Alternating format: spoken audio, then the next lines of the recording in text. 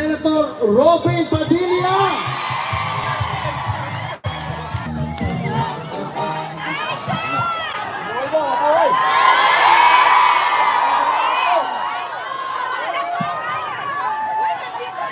Hello.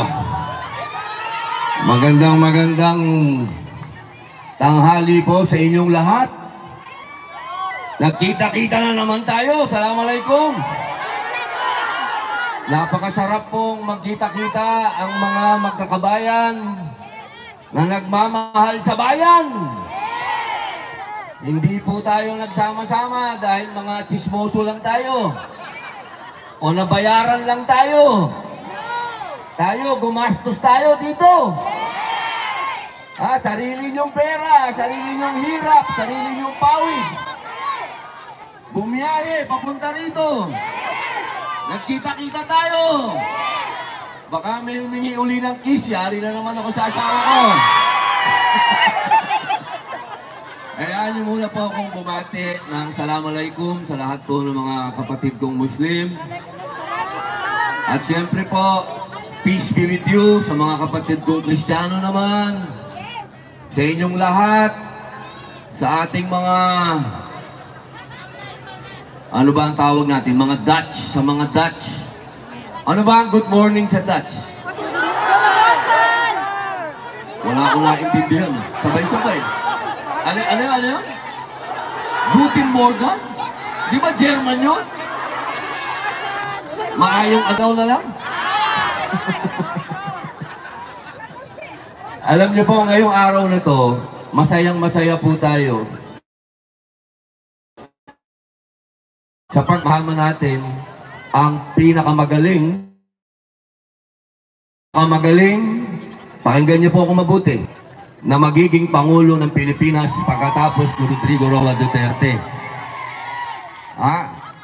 Alam niyo, maraming nagsasabi, ano ba ang galing niyan? Aba, dapat naman kasi magre-research kayo.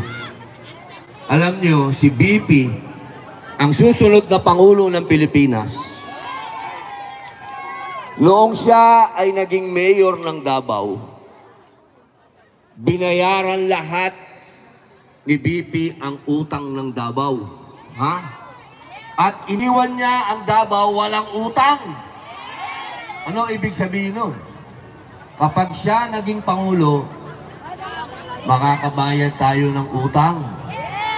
Lalong-lalo na kapag nabigyan ng halaga ang mga OFW at mga migranteng katulad ninyo.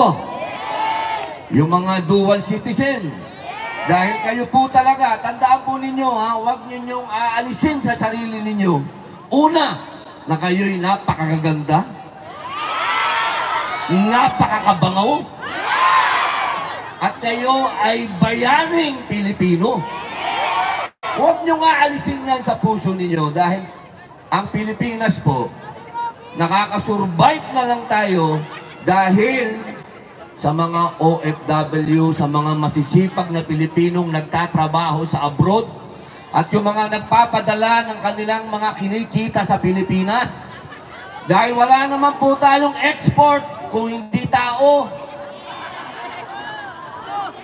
Kaya po, sana magkaisa po tayo hanggang dumating ang susunod na presidential election at mailuklok po natin si Inday Sara Duterte. Yan, dapat ngayon pa lang po, nangangampanya na tayo sa mga pamilya ninyo. Sa Pilipinas, bakit ko nasabi yan? Nung eleksyon, nagpapasalamat po kami lahat sa PDP at nanalo po ang karamihan sa ating mga kandidato. Maraming salamat. Pero hindi po natatapos dun. Kailangan ang pagbabago po na inumpisahan ni Rodrigo Roa Duterte ay makamit po natin sa 2028. Nakakaintindihan ba po tayo? Sayang naman yung mga ginastos natin kung mapupunta lang sa wala. Sayang lang yung mga hirap natin kung mapupunta lang sa wala. Sayang lang yung mga biniyahin nyo. Sayang lang yung mga itinayo nyo dyan sayang lang yung mga binayad nyo sa hotel kung walang magiging magandang resulta. Pero siyempre, una sa lahat, maiuwi mo natin si Digong. Hindi kasi pwede na yung unang-unang Bangsamoro na presidente ng Pilipinas nakakulong pa rin. Marami hong mga... Teka muna, kanina nadinig ko, kinantahan nyo na si Inday. Kinantahan nyo, kasama nyo si Atty. Harry Roque. Maraming salamat at binibigyan natin ng napakainit na pagtanggap kay Inday Sara Duterte. Alam niyo, napakahirap ng dinadaanan ng ating Vice Presidente. Lahat ng klaseng pagsubok na dumating na. Buti na lang, yung ating Vice Presidente ay matapang at katulad ninyo na matiisin at mapagmahal sa magulang.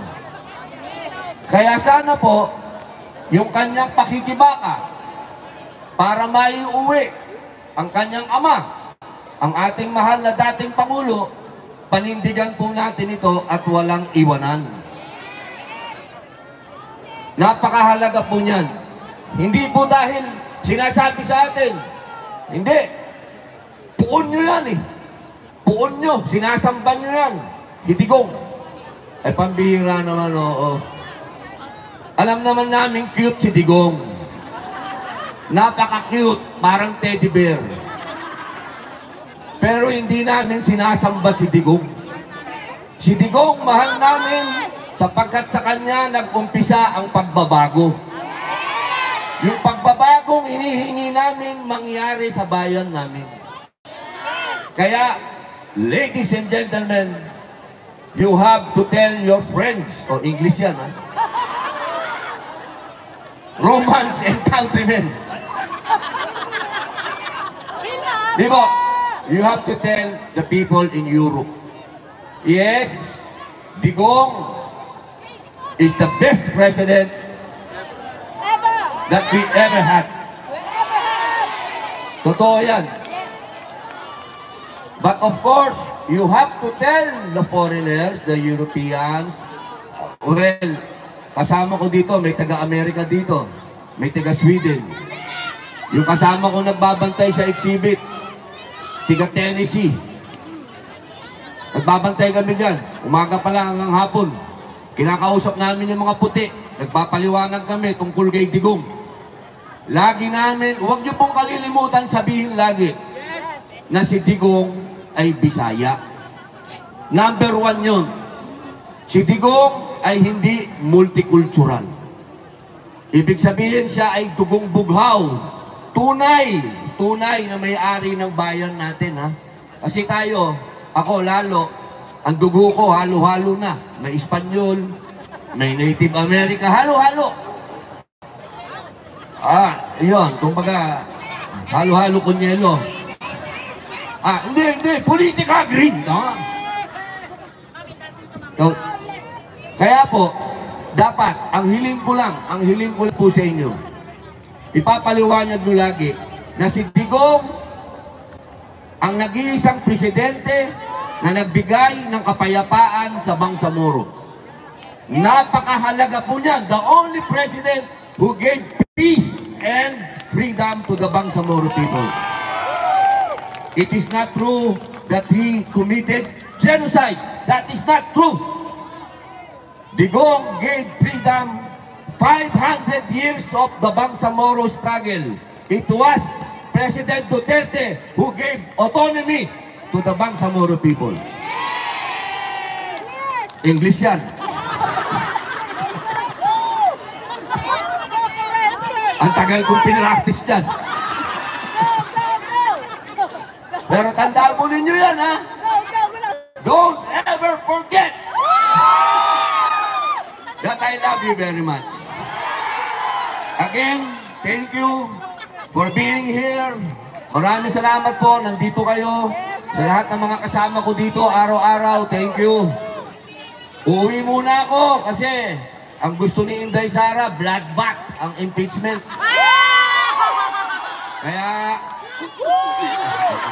yari sila. Kaya pagbalik ko, babalik ko ako dito uli. Kasi walang iwanan to eh. Pagkatapos ng session, babalik po ako ulit ito. Magkita-kita tayo. Maraming salamat po. Happy birthday, Inday Sara. Happy birthday.